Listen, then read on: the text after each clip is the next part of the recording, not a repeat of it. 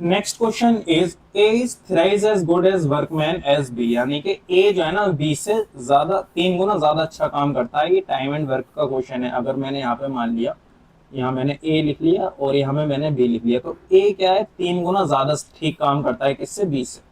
तो ए क्या है, इसका मतलब ये इफिशियंसी दी हुई है। क्या दी हुई है, इफिशियंसी दी हुई है कि वर्क ज्यादा अच्छा काम करता है। मतलब कि ए एक दिन में 3 कोई भी प्रोडक्ट बना लेता है और बी एक ही दिन में एक ही प्रोडक्ट बना पाता है। इसका मतलब ए ज्यादा काम करता है, बी कम काम करता है।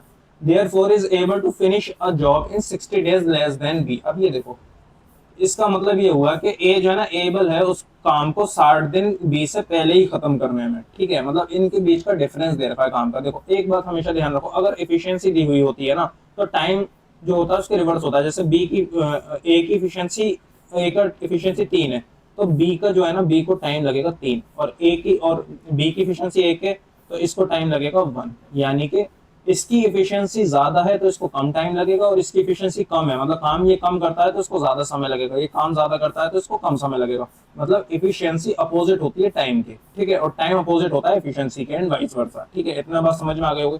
फॉर एग्जाम्पल ये इसकी जगह आ जाएगा और ये इसकी जगह आ जाएगा। ठीक, अब देखो टाइम की बात करें, ए और बी का डिफरेंस भी इन्होंने दिया हुआ है कि ए और बी का जो है 60 दिन ज्यादा लेता है।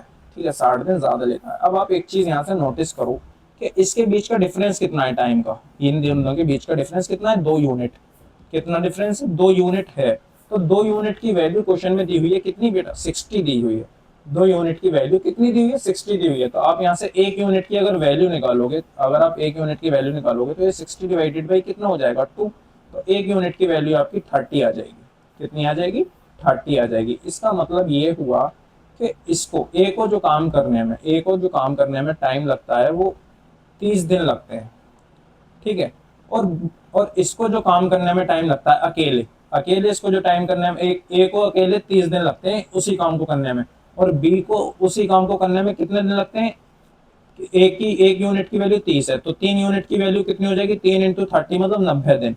इसको उसी काम करने को कितने दिन लगेंगे, 90 दिन लगेंगे। अब आप यहाँ से देख लो, 90 और 30 में से माइनस करोगे तभी तो 60 आएगा, तभी तो 60 आएगा। इसका मतलब क्या हुआ कि ए को उसी काम को करने में 30 दिन लग रहे हैं और बी को उसी काम को करने में कितने दिन लग रहे हैं, 90 दिन लग रहे हैं। अब आपको क्या बताना है कि वर्किंग टुगेदर अगर ये एक साथ काम करें तो ये कितने दिन में उस काम को पूरा कर लेंगे। ठीक है, देखो सबसे पहले वर्क का जो फॉर्मूला होता है वो होता है इफिशियंसी इनटू टाइम। वर्क का जो फॉर्मूला होता है वो इफिशियंसी इनटू टाइम होता है। ठीक है, अब आप ये देखो कि आपको टाइम बताना है ना, तो इफिशियंसी वर्क के नीचे आ जाएगी। अगर आपको टाइम बताना है तो ये हो जाएगा वर्क अपॉन कितना, इफिशियंसी। ठीक है, वर्क अपॉन इफिशियंसी। अब आपको टाइम बताना है तो यहाँ पे आप टाइम बता लो। तो वर्क आपका कितने, वर्क कितना दिन में हो रहा है आपका, वर्क का 30 और 90। ठीक है, तो टोटल आपको कितना कितना टाइम लग रहा है उस काम को कंप्लीट करने में, मतलब दोनों का अगर ये मिला के करेंगे तो दोनों को कितना टाइम लगेगा भाई, दोनों को टाइम लगेगा आपका 90 दिन। ठीक है, तो यहाँ से हो जाएगा 90 डिवाइडेड बाई इफिशियंसी, दोनों की इफिशियंसी कितनी है। अब देखो एक इसकी 3 है इफिशियंसी और इसकी 1 है, तो टोटल इफिशियंसी कितनी हो जाएगी, टोटल इफिशियंसी कितनी हो जाएगी, टोटल इफिशियंसी हो जाएगी भाई इसकी 4। ठीक है, अब यहाँ से इसको अगर आप डिवाइड करोगे तो 4 से जाएगा ये, 4 2 ज़ा 8 और 4 2 ज़ा 8 और 4 5 ज़ा 20, यानी कि 2.2, यानी कि 2.2 का 22.5 डेज इतना टाइम लगेगा अगर ये दोनों एक साथ काम करेंगे। तो आपका जो ऑप्शन हो जाएगा वो बी ऑप्शन क्या हो जाएगा, करेक्ट आंसर हो जाएगा।